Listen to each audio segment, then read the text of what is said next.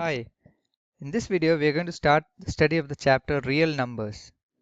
We'll start with two very important properties of positive integers called Euclid's division algorithm and the fundamental theorem of arithmetic.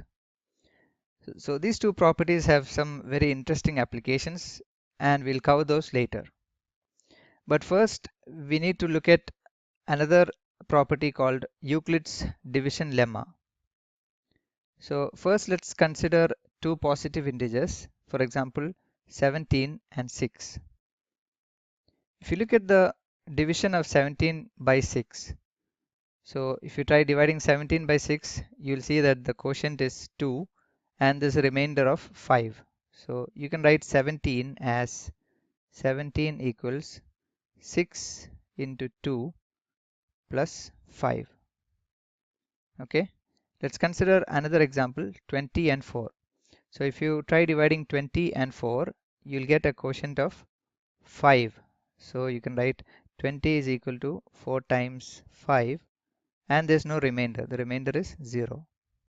Let's look at one more example 5 and 12. So here the first number is smaller than the second number and you will easily see that the quotient in this case is 0. So 5 can be written as 12 times 0 plus 5.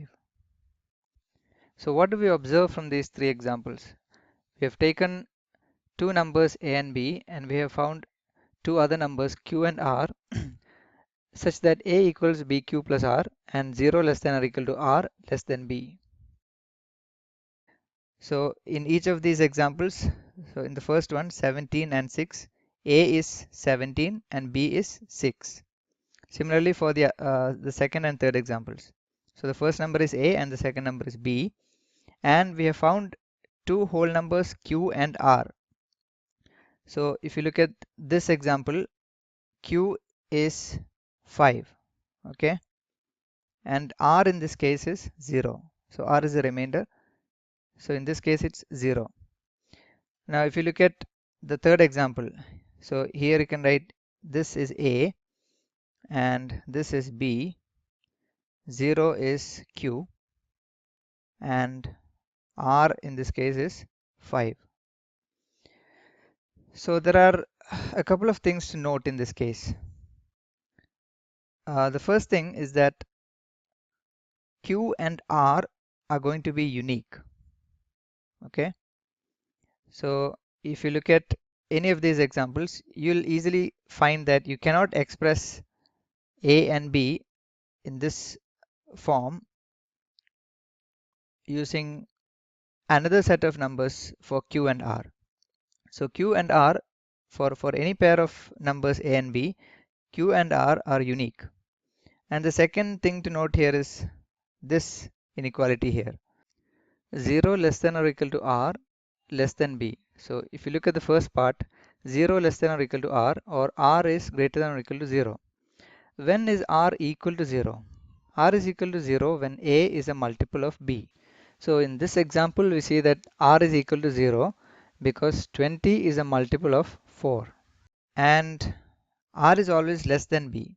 So the remainder is always less than the divisor. So this is something you have learned in smaller classes also. So now we go to the formal statement of Euclid's division lemma.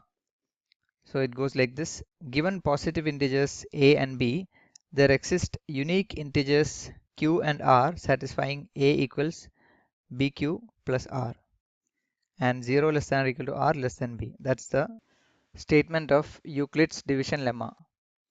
Now you must be wondering what this word lemma means. Lemma is a proven statement used for proving another statement. So that's what lemma, the word lemma means. Next, we are going to look at Euclid's division algorithm. We'll do that in a separate video. Thanks a lot for watching.